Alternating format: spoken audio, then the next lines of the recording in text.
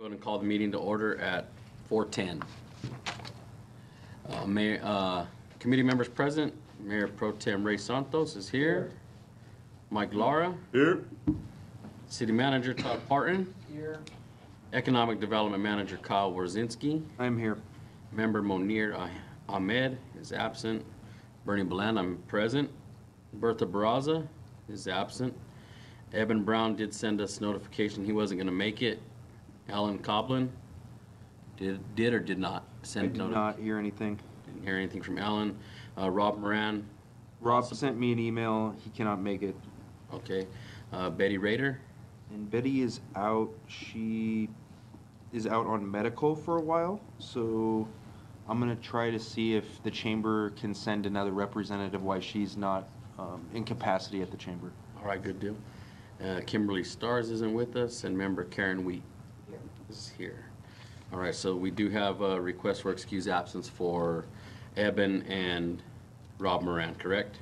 And Mr. Ahmed is at jury duty, so Okay. I think that probably That counts, huh? is an excused absence. Yeah. No, Good. we should hold that against him. All right, if you guys would all stand and join me with We the call Pledge it of Jim. Allegiance. Face the flag. Place your hand over your heart. Ready, begin. I pledge allegiance to the flag of the United States of America and to the republic for which it stands, one nation, under God, indivisible, with liberty and justice for all. Thank you, guys. All right. Do we have to have any approval or adjustments to the agendas? Seeing Since none? we're not officially conducting the meeting, we aren't gonna worry about any of We'll that. just roll through it and go to Yeah. public comment? Yeah, I think that because we have members of the public that want to speak and we're gonna be talking about stuff today, we'll allow that, officially on the record. Oh, we're good. Okay, we're good. We're good. So then disregard everything I was about to say. And operate as usual, sir. Thank you. Let the record reflect that Kimberly has made it at 4:12. So we do have a quorum. Thank you, Kimberly. All right then, any conflict of interest disclosures? Seeing none, we'll go ahead and move to public comment. Any one person may address the committee on any matter not on the agenda. If you wish to speak, please fill out the public comment form in the back. Maybe you didn't have to today. And the state law does prohibit us from discussing or taking action brought up on your comments. Ron? All right, love the AC. Just right, man. Huh. It's starting to cool off. Thanks so much. I'm going to be responding to the report. So I tend to be a little critical about reports by generically. So that's how I'm going to start my comments. Okay. So I'm going to act like there's a huge audience here. Just kidding. Okay. So anyways, reports can frame an issue almost any way they want, right? You got inflows, you got outflows, you got leakage. Eventually, a lexicon develops that hardly anyone understands and that, in my opinion, too often misses the mark on how our community should go forward. So what do we know so far? Okay, Beaumont has evolved into a predominantly bedroom community with over 11,000 homes and taking up the vast majority of our city's available land. No matter how hard we try, we will not be able to build enough businesses for all or even a majority of our residents to be able to work and live in Beaumont. And I think the study's bearing that out. We've also made a mistake by drinking the Kool-Aid of warehouse developers who promise jobs, but whose high-cube warehouses take up thousands of acres of our precious remaining land, only to configure their buildings for automation long-term, further exacerbating the local jobs crisis. Also, they bring in zero revenue to the city. I mean, I think there was 9% allocation for the city on warehouses. Okay. Almost 90% of the people who live in Beaumont work elsewhere. So what are our strengths and what should we do? Okay, so what I like to do is think about, now that our housing communities are here, we have built, we're built, 60 to 70% of our land. So we need to look at our housing communities as a strength. We need to protect their bucolic character from external threats such as zoned industrial areas that create air, noise, light, water, and other pollution, crime, and which drive down our property values. If we focus on reaching exceptional facilities and curriculum, our school system has the potential to be a top tier within the state, which will build up our property values and bring in new residents. Right now, I think BUSD, okay, I get it right to be critical. I think if you're critical, people get better. That's my MO. So I think that right now they're falling short in planning and building more unique and quality refurbished schools, especially in terms of minimum acreages. I think they could do much bigger. I know there's some movement there, but they could do more. Okay, so we should look for ways to create iconic new residential communities with higher densities near our center and lower densities as the city grows outward. And I think there's probably some consensus. You know, I'm not probably the only one who feels that. Okay, and that would also meet the housing crisis, you know. And there's some really bad ideas. I'm glad a lot of them are being killed. But just generally speaking, that would help. Okay, so now we do have a few excellent homegrown businesses. However, our planning for new business is too vague. This is really, really important, okay? We need to come up with a very, very, very specific list of industry sectors and specific businesses within these sectors. Once identified, we need to aggressively seek them out to locate here in Beaumont. For example, I've identified the glass industry, right, commercial industrial research artisan, as a potential fit for Beaumont. There's a U.S. Glass Association. City staff and electeds should set up booths at these trade shows and promote Beaumont at these shows. These companies will not magically find Beaumont. It's just not the way life works. You have to go out, you have to reach out and get them. We have to go get them. So please, you guys, allocate some money, go to these trade shows. I think it'd be a great way to go. We have to reach out and get, and then we'll get the businesses we want. Thank you for that extra. The businesses we want, and not let somebody in and define what they think is good for us. Also, I've got, okay, the other thing is come up with minimum ratios. There's an assembly bill by Mr. Melendez in Riverside who's talking about if you talking about warehouse, you have to have minimum ratios of people per square foot, jobs per 1,000 square foot, minimum sales tax requirements, you know, so I'm going to put you to sleep if I go any farther. So we do have, I appreciate that. Well, thank you for coming in. Thank you for your comment. Have a good afternoon. Thanks You a lot. too. Take care. All right. Move on to item number 2. Action items, public hearing requests, approval of minutes. Did everybody get a chance to review the minutes from last month's meeting? If so, can we get a motion on the minutes? We don't have the quorum? Yes. You? Okay. Yeah, because Kimberly showed up. I thought we needed more. Okay. I'll make a motion. Motion? Do I have a second? Second, thank you. All those in favor say aye. Aye. Aye. Any noes? Any abstain? All right, passes. Thank you, guys. Now we move on to update of projects from city staff. So real quickly, so we can get to the strategic plan, we're moving forward on all of the significant projects we've talked about at length throughout the last couple years or so. So Potrero is moving along as well. The lighting is moving forward, or the energizing of the lighting is moving forward on the signals at Oak Valley Parkway and Interstate 10. And the wastewater treatment plant is currently in its expansion mode, and we're currently installing the pipeline from the city of Beaumont all the way to San Bernardino for the brine disposal into the Sapasari line.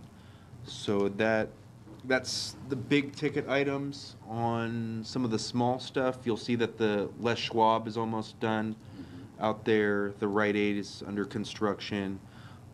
Ono Hawaiian Barbecue's finally open, so that's good. We've seen an uptick in the Panera Bread's lunch crowd, so I've seen that personally when I was there, and I asked the manager if I was there on like a unique or an outlier day, right? If there was just a bunch of people, but there seemed to be getting a lot more traction during daytime, which was originally their slow period. They said they were going crazy at early evening and at nighttime. Right. Very similar to their locations in Temecula and Murrieta. But now it seems like we have a daytime and a nighttime draw. at that location, so that should be good.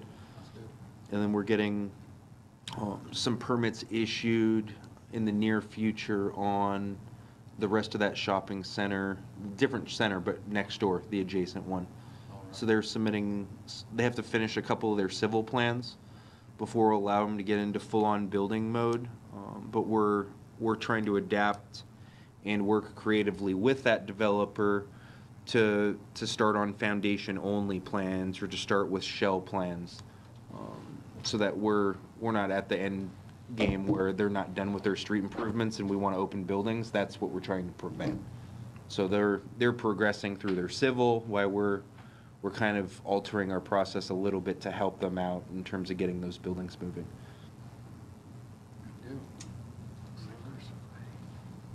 Does that conclude your update? We had the Cherry Festival, so that went good. I mean, we don't necessarily run it, but we help and City Council dedicate some resources to that event, so we were happy that went well.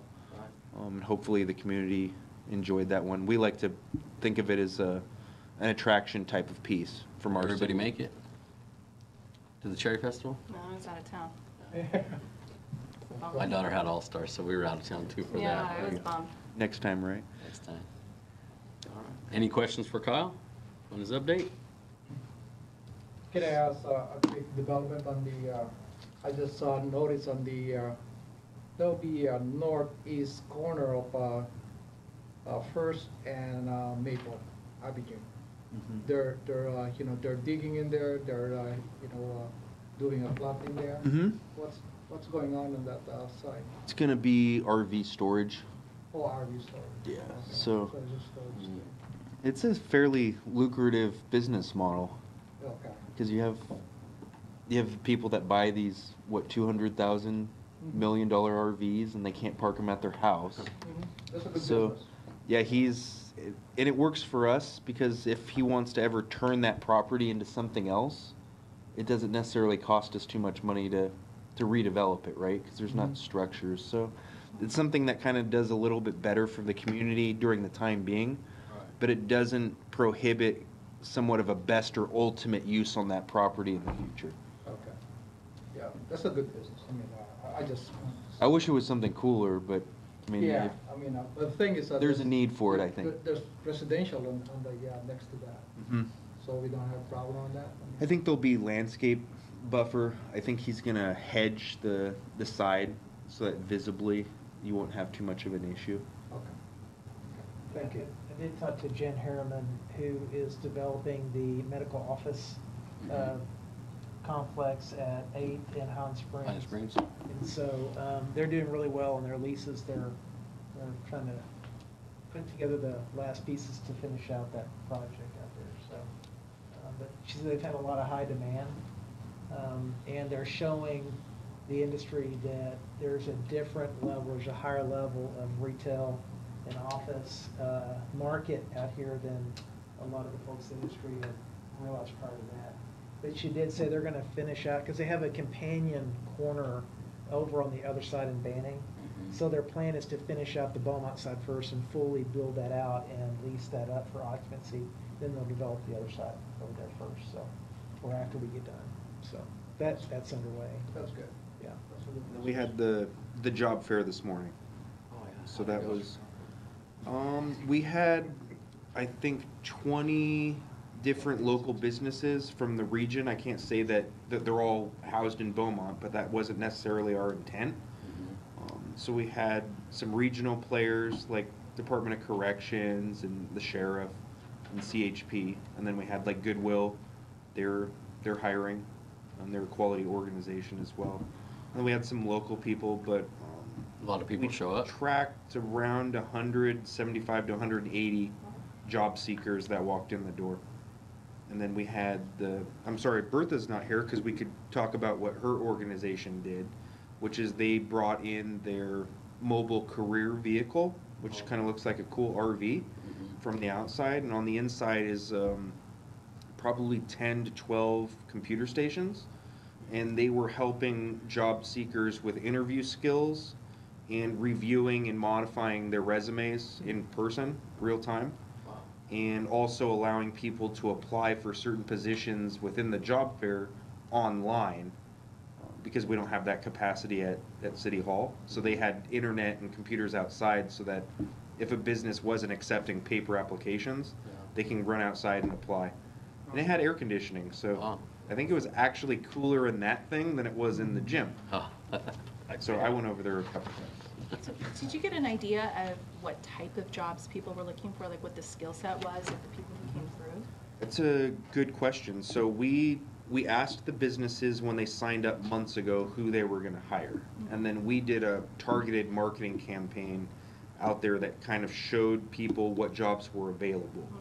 So it ranged greatly. You had people that were looking for certified or professional accountants, all the way down to a cashier at the Starbucks, or a barista at Starbucks, or a cashier at like the Chevron. Did you get a sense for like what was kind of the median? I mean, was there more of like a bunch of people at one booth, or was it just kind of scattered? You know, Ashley Furniture came and they had a ton of applications that were turned in, just because of, I think, their need was more of the entry level type of position. And then you had like CJ Foods, that food manufacturer that's looking for people that are experienced in food manufacturing. So they still had a good 29 people that had officially applied to them as of noon. Now all those, some of them could be packers, or some of those could be forklift drivers or things like that. But yeah, it was interesting to see the diversity of the applicant pool. I couldn't tell you there was one age group Yeah. over another, because you had far-reaching differences between them. But yeah, you had young kids. I call them kids, right? But, and then you had some people that were just looking for part-time work that may have moved here to retire, but they were interested on kind of what the local businesses were being able to offer in terms of part-time. Does it kind of follow the pattern that you already know about the workforce in Beaumont, or were there some surprises? I didn't get too much time to interview the applicants, except when they came to the city booth to kind of find out what was going on with us. What I did learn from talking to a bunch of the vendors afterwards is that most of the people that came were from here. So we didn't actually attract too many people that live in Riverside or Hammett or things like that. And I thought we might or we might not. How was it advertised? Facebook? We pushed it a lot on social media this time. So we didn't spend too much money on it. And it was kind of a trial and error whether we were going to not spend $1,500 to go in the newspaper and to still have an event. We spent significantly less than that on our social media boosting and posts, and I think it ended up resulting in better participation. That's good. Thank you. All right, seeing no other questions, we'll move on to item 2C, Economic Development Strategic Plan, Public Review Draft. Is that your cue? Okay, great. Well, thanks for having me. I'm Alan Levinson from the Nadeau-Sundell Group, and you hear me okay? Yeah, good. It's good to see some familiar faces from the summit process meetings, and so.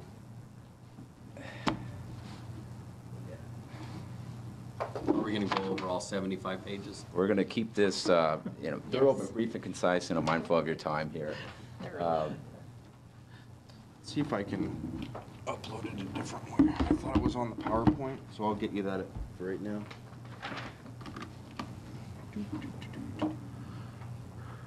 Did you say we could access it here too, Kyle, or no?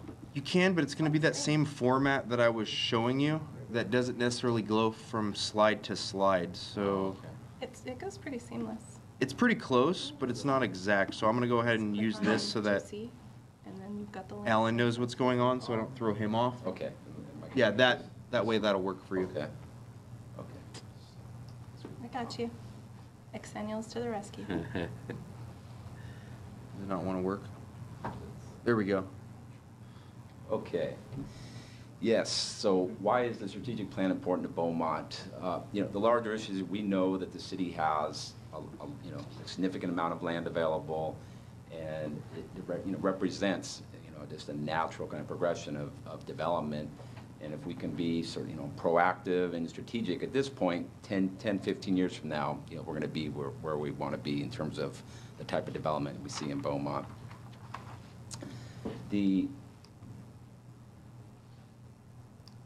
Okay, as part of that strategic plan process, we did the technical background studies, we got stakeholder input, identified opportunities and challenges, and we've developed, as you can see in this latest draft, a kind of detailed action implementation plan for the overall strategic plan.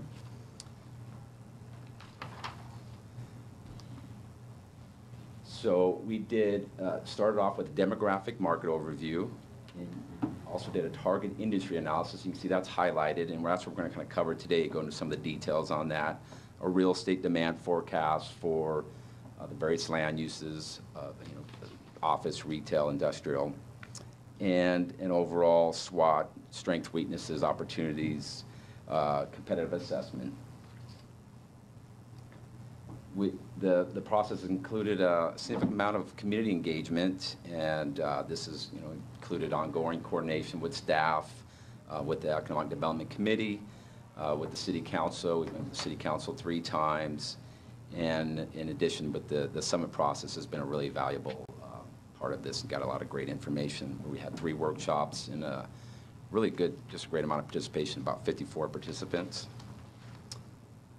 And we'll go ahead and let Kyle talk about a few slides here. Sure. So we came up with the strategic plan after the culmination of all those summit meetings, as well as adding the data gathering. And what we did at staff is we decided we needed something to tie the entire process that we went through and what the City Council wanted to see with the document. So we came up with a vision statement. It's similar to the Economic Development Committee vision statement, if you were to compare them side by side. But this one has kind of morphed and evolved from the original. So it reads, the City of Beaumont strives to create a balanced and sustainable and diverse economic environment by leveraging existing local businesses, recruiting targeted industries, and encouraging outside investment that will enhance Beaumont's quality of life and support community values. So a very high-level approach to kind of what we wanted to do within the strategic plan and what economic development would like to do for the city. So then we took that vision statement, we broke out the vision statement into goals, and we have 8 of those. So develop an economically balanced community, recruit new businesses while retaining and expanding local business that promote growth of primary jobs and sales tax revenue, develop an online economic development presence to provide business owners and site selectors resources they need, create a quality of place that establishes Beaumont as a community to build and grow a business, as well as attract and retain talent, connect and assist local small business startups and entrepreneurs, ongoing review of development review processes and identify streamlining and efficiency techniques, work with regional workforce development partners to provide needed resources to the area, begin development of a retraining program for positions under threat of automation, and then lastly, leverage the city's strengths to maximize business opportunities. So those are the vision statement and the goals that we'd come up with for this process. Yeah, that was great. That's a great way to kind of synthesize what we're hoping to really get out of this overall process.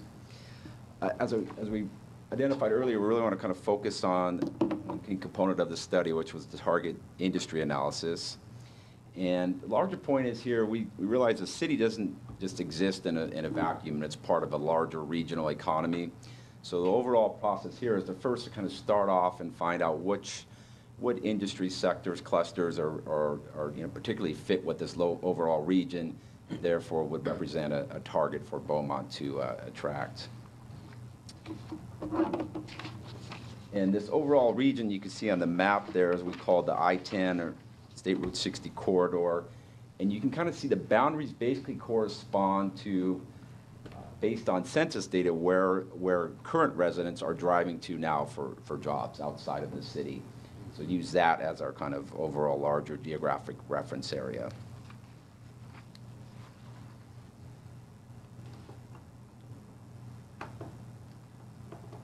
And here we have a chart kind of showing just, so these core industries. And the scale here represents basically the proportional representation of the industry in Beaumont. And you can look at the color coding, the standard green color in the middle, basically anything between a 1 and 1.5 is what we kind of about an average representation in the city. Anything in the darker blue is those have an above average concentration in this city, so larger than we'd expect to see. And then the below average concentration is that color, the teal color industries. So you can see a couple of the, like the professional, scientific, and technical services, the city's relatively underrepresented in, overrepresented in things like such as retail, manufacturing, utilities. And I should say, if anything's not clear, if you have any questions, we're going to have we'll have a discussion at the end too, but feel free to jump in and let me know. The only thing I add to that, since we're in a more of an open dialogue for this presentation, is that professional, scientific, technical services bar. Keep note of that. So economic development professionals are keyed into that one because those are representative of a successful city. Those are your higher wage earners that are, and don't get me wrong, there's nothing wrong with blue collar jobs or those types of things that get us to that middle class. But if you're looking for the high-end jobs that some of those talented individuals in our city are driving elsewhere for, that's where that bar comes into play. So if you look at that in our comparison, and it's not in this presentation, but the document, if you go and you look at that 13-city comparison, take a look at the cities that have a larger professional, scientific, technical share than we do. And you're going to see places like Corona, Rancho Cucamonga, Palm Desert, right? The ones that we think we want to aspire to be. Right.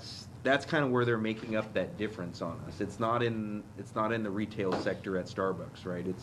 It's those types of businesses that have located there, and so forth. So sorry to interrupt. Yeah, no, that's perfect. Exactly right. It's exactly that's why that is such a key and an important industry and to be focused on.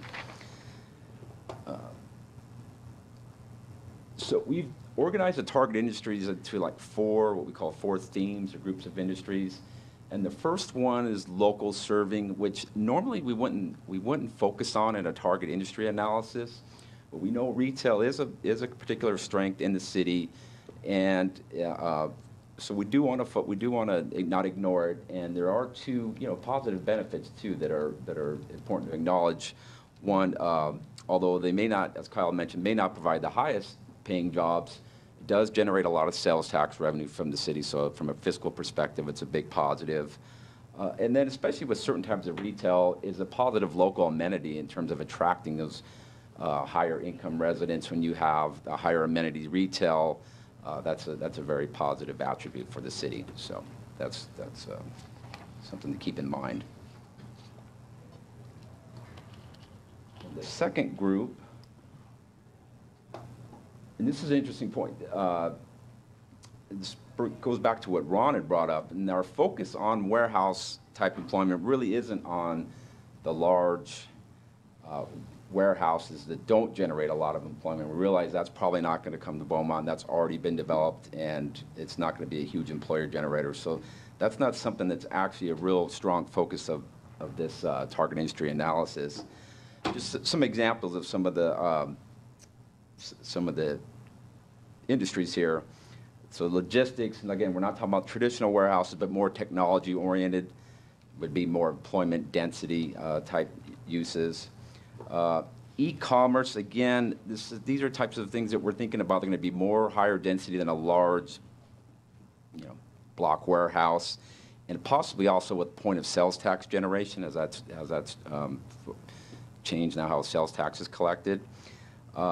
Data centers, those are important from two different components as well. Number one, they generate a lot of property tax for the city again, so that's important from a fiscal perspective. And they also can kind of be a key piece of local, economic infrastructure and attracting other higher tech firms to the city. We've talked about as Kyle mentioned, the management and scientific industry That's just a really important industry for attracting higher paying jobs. And then the wholesale trade industries or clusters, it's really growing fast in the Inland Empire. It's not a whole lot in Beaumont right now from what we found, but it's definitely something that could be attractive in the future, especially Ontario's largely built out. So there's kind of this seems to be there would be like a natural progression to the east here, and this would be another key growth industry for the city to attract. The third group, manufacturing. We are thinking here about food and beverage manufacturing, which already is in the city, and we understand that there are potential, water supply issues, and that's something that's going to be investigated further. Advanced additive manufacturing, these are more, maybe more smaller scale type manufacturing, especially that's become possible with things like 3D printing, things of that sort. And then manufacturing clusters that are prominent in Inland Empire right now, and these things are like building materials manufacturing, metal products, manufacturing machinery, manufacturing and equipment manufacturing. So those are the type of clusters that are prominent in the industry right now. And then finally, our fourth theme or group of industries is the healthcare and retirement sector. And there's already some of this in place in the city, and the national kind of secular trends and the aging of the population just represents a natural fit for the city to focus on this industry. And I think Kyle's going to talk about the next few slides here about the. Yeah, so we came up, if you've looked at the document or at least glanced through it, you're going to see that you have a lot of background material in the onset or the early part of the 90 pages. And then you're going to get to a section later on that has a colored bar, or more of like an Excel spreadsheet that's called our action plan. If you're not familiar with it, you'll go back and look at it after today's meeting, and you can read through all of it in its entirety. But it has 13 different strategy categories, and then those categories are broken down into 43 actual items. So a decent amount of work contained within there. And how it works is that we also identified how many hours were associated with each of those 43 action steps. So we put an optimal hours column in, as in if we had infinite resources available to us, how many hours would we fully devote to each of these programs for an optimal result?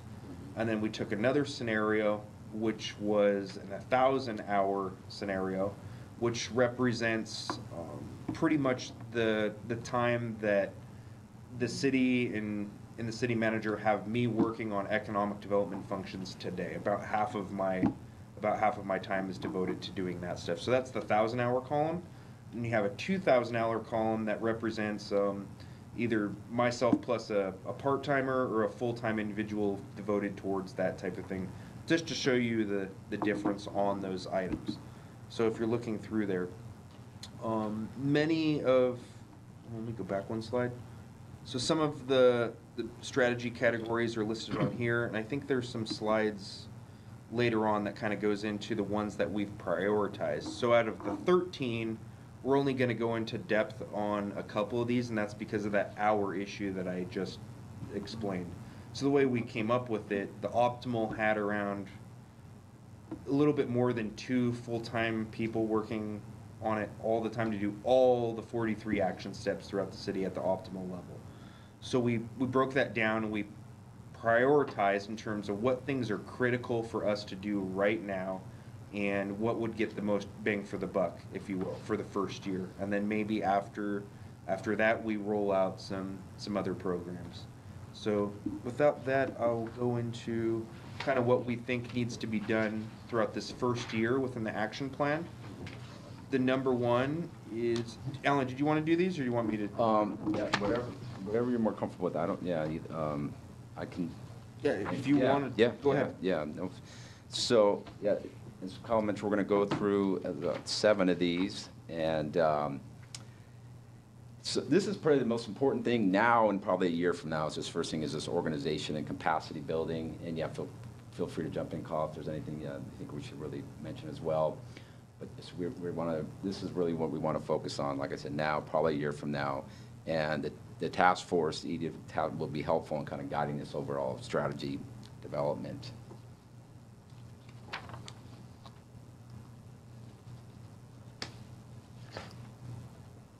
Okay. So what really needs to be done now, as we coordinate with the city's public information officer, the overall branding team,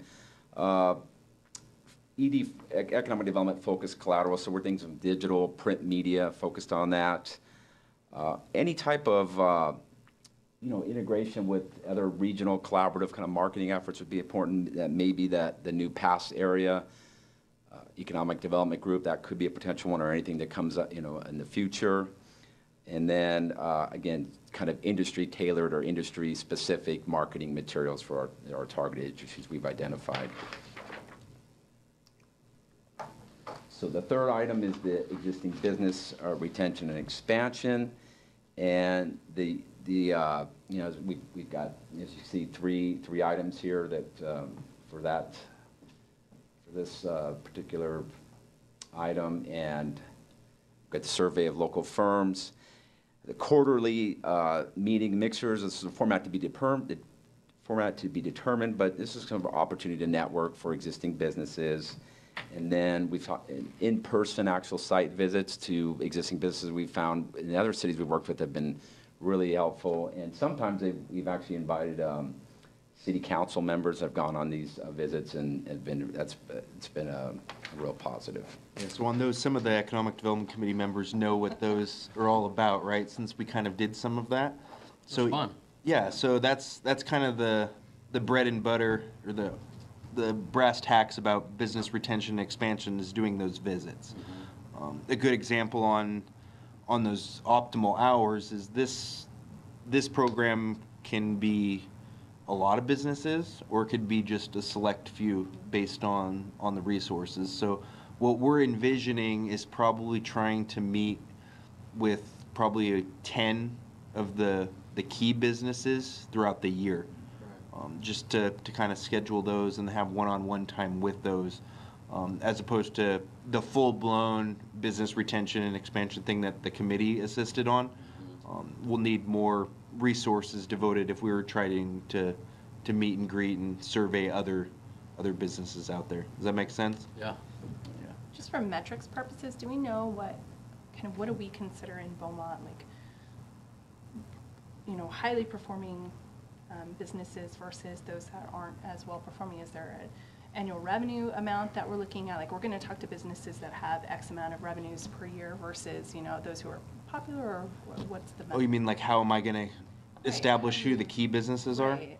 Yeah, so you can definitely do what you're suggesting, is kind of look at them and see which ones are struggling and which ones aren't. My thing is going to be more on the retention side than the expansion side, and it's going to be figuring out who are key businesses that we would be in dire straits if we lost them.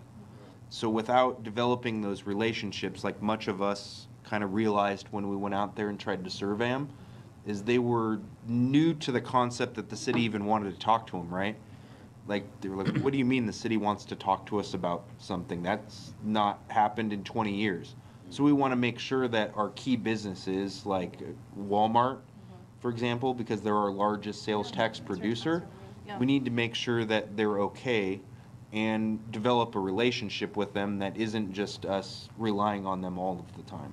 So that's something that I think would be key.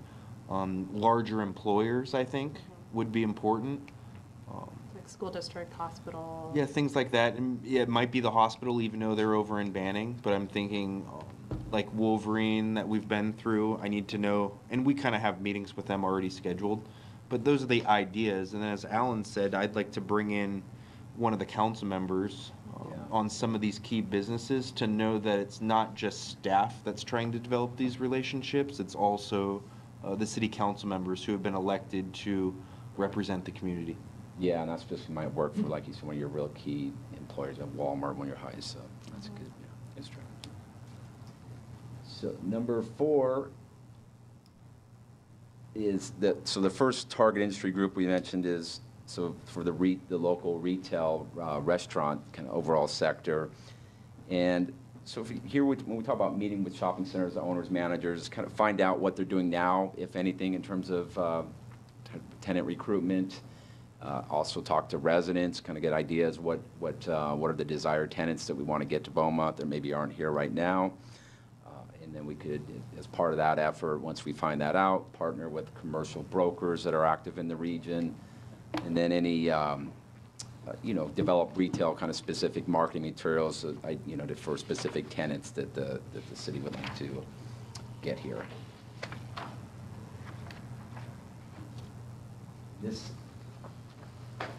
for high wage employers, number 5 here, this is where we're, going to sort of refine and fine tune that target industry list and identify real initial priorities. This is, all coordinate with, we've talked about this, coordinate with other regional efforts, partner with developer, property owners, and brokers, and then these industry-specific marketing materials. This is pretty ambitious for the first year. This is quite a bit, but, maybe we pull out, a couple of these items to really focus on the first year to get things going. Number 6 here is entrepreneurial development, and here's one component is in terms of collaborating with existing entrepreneurial development programs in the region. And I know we've talked about this before as part of the summit process. There's the Palm Springs iHub and Accelerator Campus, which is, I think, connected to the Coachella Valley Economic Partnership. So just to sort of investigate, is this something that the city could potentially partner with to help in this regard? And then overall to kind of link this to future business attraction efforts, especially for kind of small startups and target industries that would benefit from those type of programs. And these also could be kind of these, you could think of these there's smaller startups as kind of crucial to the larger ecosystem of the industries we want to bet in terms of suppliers or other partners in that overall industry sector. And the last item, thinking about some type of like shared co-working space maybe for startups, like sort of like the WeWork example, something like that, and see if that makes sense in the city.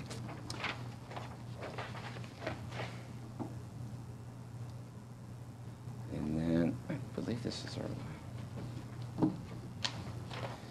So for real estate redevelopment and revitalization, this is where I think we really want to be careful and make sure that kind of new infrastructure development is really connected to strategic sites that we'd like to see new development on, especially the type of development we'd like to see in the city. And this would definitely involve coordination with other departments in the city, like the planning department. It would be crucial to move this forward.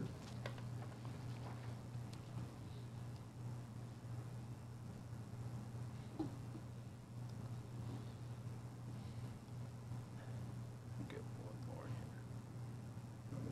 Advanced economy. Okay. Oops, sorry. Go back. Has delay. Here I There go. we go. I got Okay. you. So, and then finally, again, this is probably not going to be a lot of direct effort on economic development staff. Again, it's going to be more obviously coordination roles. These are the standard things we'd like to that an overall strategic plan would focus on in terms of development streamlining, key infrastructure development, workforce development, and kind of placemaking, quality of life. And the placemaking would be something like it could be incorporated into the existing downtown specific plan, and to really kind of have a sense of place as that develops and to what the city would like to see. So that's a real brief summary of that detailed report that Kyle mentioned. I think there's a lot of good information in there, and I know there's a lot of numbers, but I think there's it's definitely worth reviewing and asking us any questions or going through that is, I think, a real great exercise. And more than happy to discuss anything now about that or anything else in the report. If you have any questions. So of all the 8 items where it says what really needs to be done, how much of it do we anticipate we'll actually be able to start working on and as a city? Like, I mean, I know it's good to do a report and say, hey, this is like a good plan. What do you guys foresee as So I being think able the to- first component's ideal. That basically establishes the framework of what the strategic plan's gonna do moving forward. So that's getting everything geared up, people working on that development streamlining process that Alan talked about within another department, figuring out who's gonna help us from the outside in terms of those higher learning institutions partnering with us on workforce development or on incubator space, like Alan talked about. Because there's the iHub, you have the one in Riverside partnering with UC Riverside, and then you have WRCOG contemplating doing another one in Riverside, and then there's one in Yucaipa. So there's these things that we may be able to reach out, and it's developing the relationships between me and some of these organizations that hasn't been done that we need to start doing. And then, so that's kind of the kickoff, is framing everything and getting things squared away in terms of how we do it. And I think we'll take a really good try on the marketing, so creating marketing things, but the plan alludes to additional resources to hire a professional marketing firm. Now, we're not looking at doing that this year, so we're gonna be doing as much as we can on the marketing stance from staff's perspective. So, like Todd, myself, and Ashley working on a marketing campaign, and then that dovetails into some of the target industries, because we'd like to, at minimum, come up with some target industries for the certain things that we talked about, that retail sector, maybe the healthcare sector, and some of that technology within logistics, to at least try to develop a marketing campaign that's focused towards those groups. But it can't be something crazy for each one of them, because we just don't have that resource available to us. So I think that's kind of the goal that I would see moving forward. Some of the business retention expansion I touched on, we're thinking of maybe 10 visits with the key businesses. And then the entrepreneur development, we're trying to continue with the same kind of programs we did this last fiscal year. I think we had about 4 or 5 of those programs. And I'd like to try to roll out the same amount. It may be different key speakers at each of these events, but have some of those meet and greets or informational activities for some of the startups, because it's interesting who you find at those. And they don't necessarily know that the city's there at all to help them out.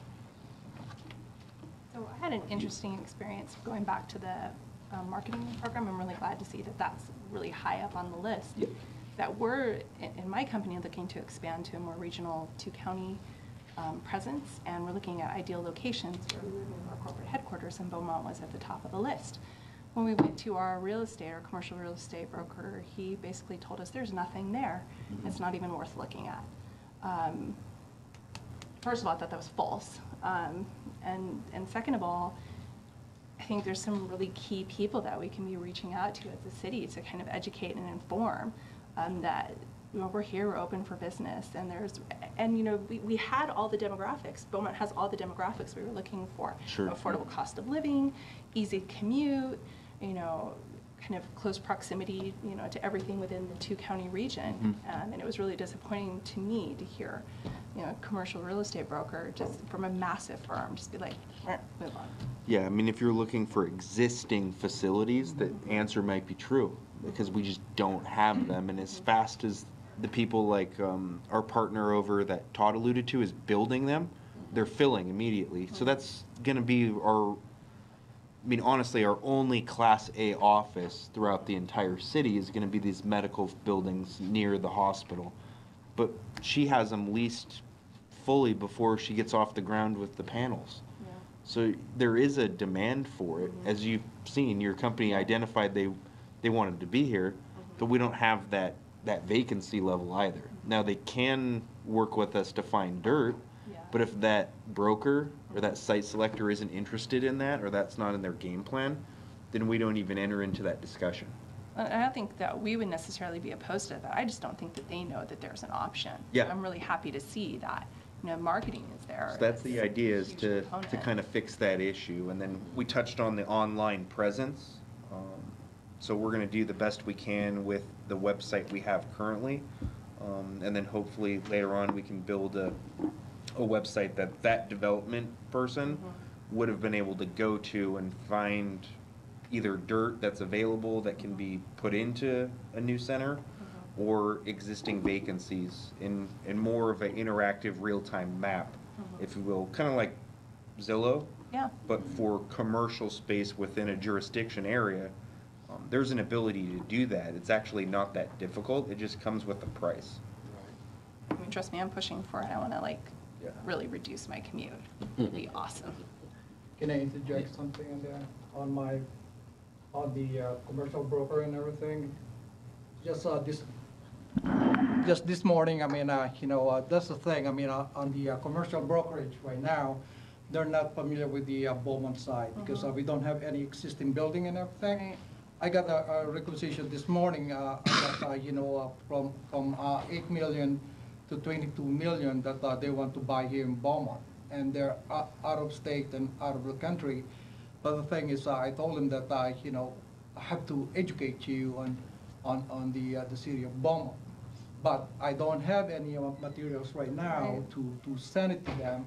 And yeah, marketing is so important for us to get our profile and everything, what's existing and what's our plan. I think that's the thing that, back on your questions and everything, on your statement, yeah, you're right. I mean, the commercial, now the commercial brokers and then the investors is coming in now, they're calling my company. I mean, they want to invest in the area. Now, said that, I mean, let me, on what really needs to be done now, number 3. And you mentioned about Walmart. I just want you to be aware. I mean, the existing business retention and expansion. And actually, we have to connect on the Walmart, really, really close. And I know they want to expand on compete with the Amazon. And they want to do their fulfillment. So that's updated and everything. I mean, if we could, do our really close outreach effort to have a good relationship with them, the expansion is there. I mean, I know you said we will do the retention. I rather look more on the expansion, especially on the existing business, especially the Walmart. Yeah, no, that's tied business retention and expansion, but it is that existing business that's here, and you've already got that establishment. So it's as a prioritization. Getting back to your question too, I think those, when you look at the strategy group items on table 14, and you look at that year 1, I think it's those first 3 items that really kind of set the base and the tone for the overall plan, and that should be kind of the real focus. And some of the other items will kind of follow through there. And even as Kyle mentioned, maybe even if we don't have an external kind of marketing group or effort, but there are some things the city could do even in itself. So those 3 things there, I think, are kind of really the key focus for that first year to kind of get the thing off to a good start. To my perspective, it's getting organized. Yeah. Getting a base set and then getting our basic marketing pieces, just like you suggested. Hey, we need to put together a profile. Here's our community profile, and then we've got it dialed into the targets that we want to hit. So here's a retail profile, here's an office market profile, and then here's an industrial profile. But one thing I think is important, it was said earlier in public comments that the city is not balanced. We're doing a general plan update that looks at a balance of land use that is being contemplated. The EDSP itself is predicated on a position of balance. Where are we today? Where are we going along, not just in Beaumont, but along this region, this corridor? And so there's certain things that we can't control, and that is the market is the market. Sure. We have a certain profile, and there's certain businesses and business profiles that are going to come here, and there's some that aren't.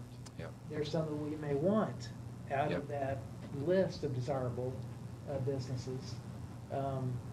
and there's some that we may not want here, but it doesn't mean that they shouldn't be in our area somewhere. There may be a business that prospect we don't particularly like, or it's not suited to us for either transportation or utility issues, but maybe Banning, or maybe Calamasa, or maybe Moreno Valley is a prime spot, and then maybe there's some spinoff. And one of the things we looked at on the logistics center itself was, we know, we've heard loud and clear through our process that we prefer not to be a logistics center community, but there's elements of servicing the spinoff to logistics centers that are high dollar, that are high wage types of jobs that we want to try to pursue. So I think there was kind of a mischaracterization a little earlier. And we're going through a lot of effort to make sure that we're looking at a balanced plan and an achievable plan as we kind of move on with that. Yeah, that's a good point.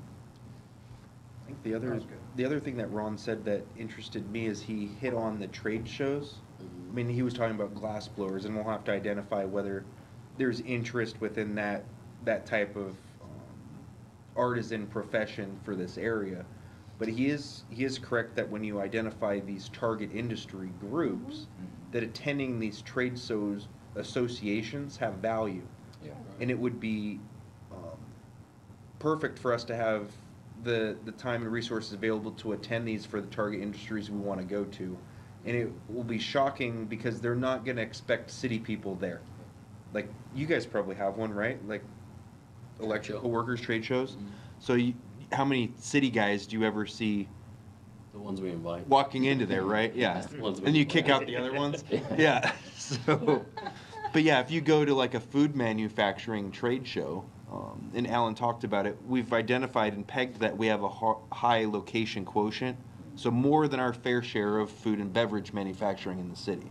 That's good, but we also have an issue in California, not just here in Beaumont, in terms of water availability and what a food and beverage manufacturing need water. But maybe we go to their trade shows and learn what other types of high-tech businesses support those ones, and then we bring them here, because we don't have the water, so we can't let them make anything new.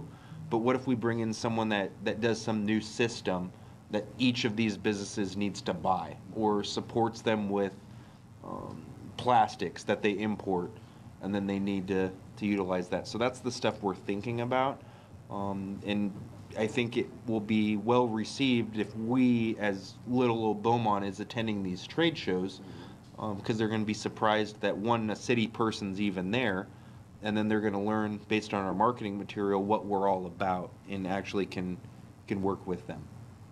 So will current city staff be able to keep up with the goals? Or is it gonna be like, you're gonna need to hire some people to I help? figured I'd maintain? send you.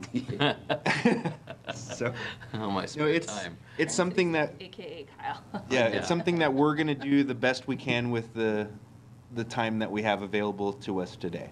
And then if something happens and we get additional resources or people within the department, we'll be able to do more. But I can't sit here and promise more than we can do, but I know that we're definitely gonna give a good shot at accomplishing a lot of these things in here. Yeah, and just to reiterate, touching on that, what Kyle had mentioned earlier about that table in the back, table 14.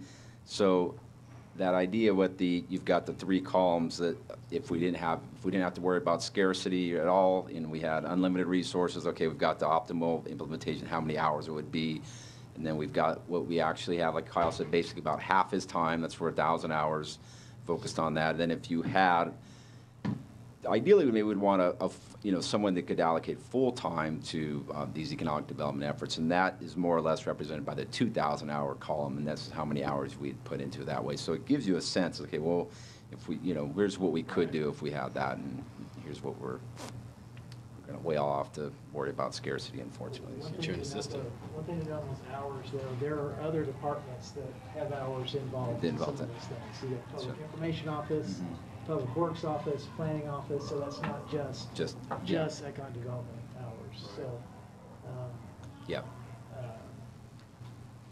one of the interesting things in California is that, it's particularly for Beaumont, you don't generate a lot of property tax, a lot of sales tax off primary job businesses here. I mean, Yeah. they may be producing a lot of property tax, but the lion's share that's going to the county. Yeah. It's going to other agencies. You're getting very little of it. So, and again, kind of going back to the comment, we don't want more houses, we don't want more business. The whole point and what drives a balance for economy for us is sales tax. Yeah. And to make sales tax a stable platform, we have to have solid business with primary jobs. We need housing to attract those businesses. And if you look, you know, what makes our region so successful right now from economic development, and you drive down and you look at what's going on in the west side of town, you'll stack that up against Paris, against some stuff in Moreno Valley. Stuff that's coming is very, very amazing, especially for community size. Why? Why here?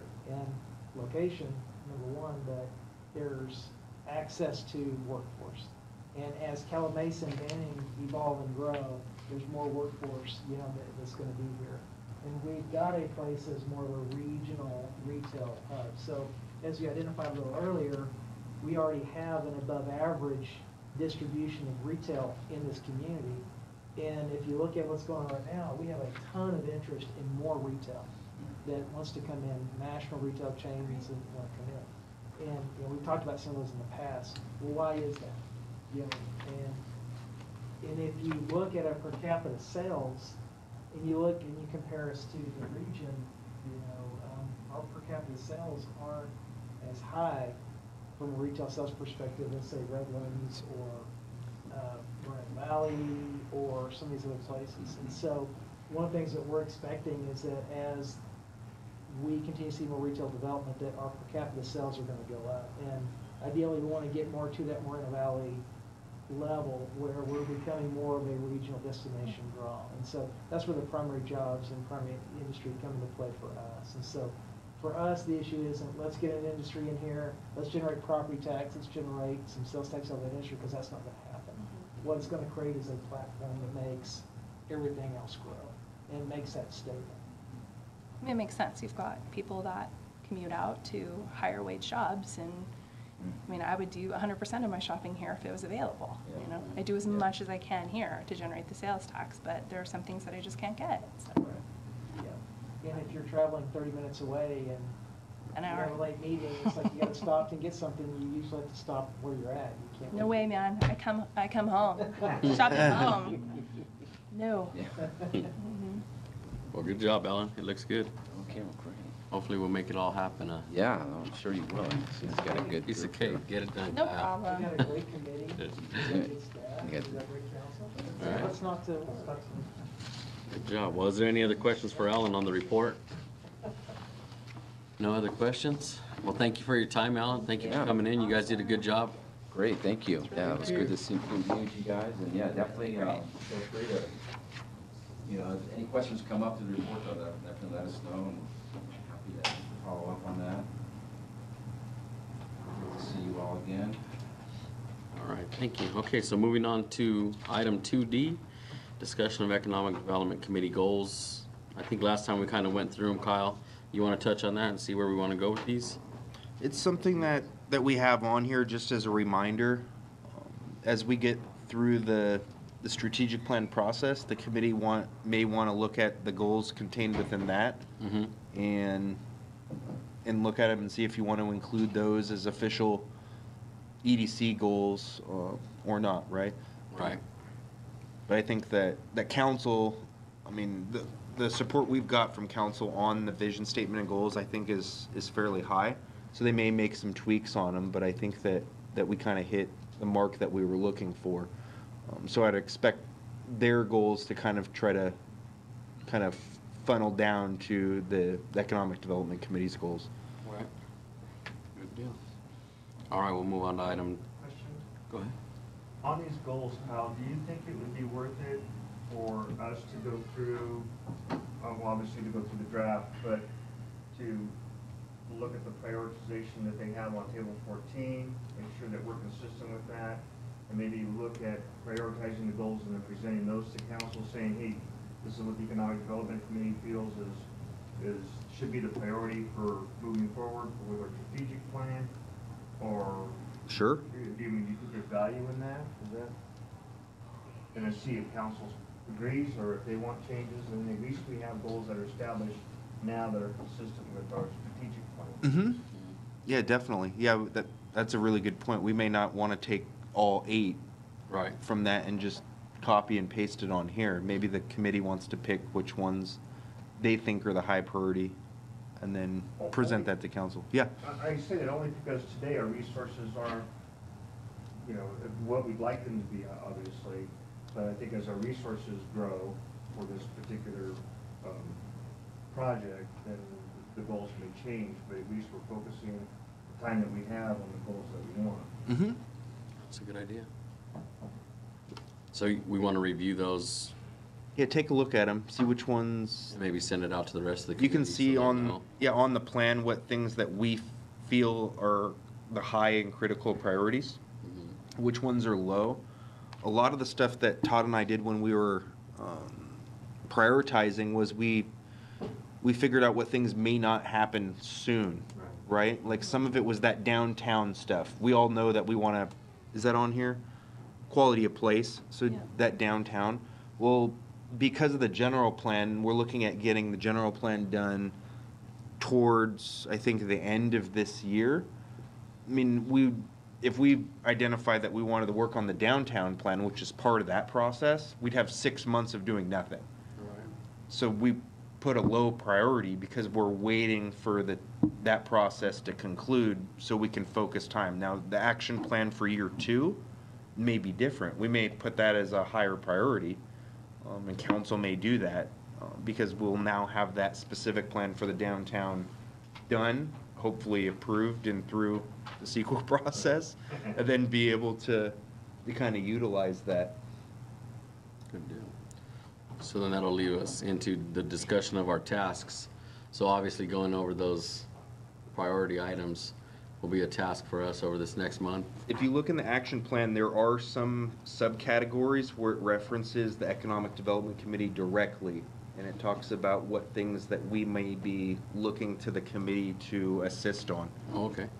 So look at those. I think they were towards the end, but like one good one was, where is it?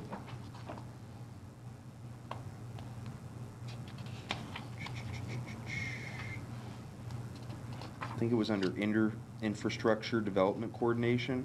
So we're talking about information, excuse me, technology-driven changes for infrastructure like broadband or those types of things. And we thought maybe people on the Economic Development Committee might want to spearhead that effort, right? Maybe it's something that you might be interested in because it deals with fiber cable and things like that. Or maybe the school has some people that they want to devote towards that and would like to work on it. Okay. So there's kind of items where we may have people appointed to work on these at a subcommittee level, and generate ideas or come up with things to do. All right. Good deal. Well, we look forward to it. All right. Move on to topics for future agenda items. We want to go over those, just leave those as they are, or do you have plans for the future agenda? Let's see here.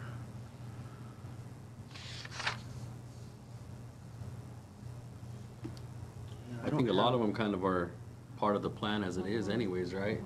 Yeah. So, I know that we were working on that recession indicator report, and that's working with our friends over at Claremont McKenna, but it's not something that, we may have it by the August meeting. I can't guarantee that, especially since the kids are gone. right. So I was just talking to I forgot his position, president of that Low Institute that we were working with, because he was with me in Sacramento yesterday. And he says it's funny because the kids that they rely on for a lot of the heavy lifting are gone. So they want to do things, and then they look over and their graduate level person isn't there anymore because they went home. It's like, well, so they have to do more with less at that level. So we'll try to reach out to them and see what they're kind of up to during the summer break. And hopefully the guys that we've been working with are there. Okay. So that'll be a fun one. If we can get that put together, it's something that Todd and I are interested in looking at, because we know we're going to hit some sort of a market correction in the future. I mean, it's inevitable. It's just what it's going to be, and then how we plan for that. All right. Move on to committee member reports. Does anybody have anything? I don't. Todd? Other than if you have little ones, the dive-in is tomorrow night, starts at 6. Oh, is it? The movie is The Goonies. Oh, yeah. So, just a reminder. Fresh face on the plunge, so Yes. any signage, fresh paint, fresh furniture, it's amazing. You might not even recognize it. Right It's in the front, same huh? thing, just, it looks new. It is new. It's cool. You have anything, Todd? That's right, that's it. Karen? I'm good too.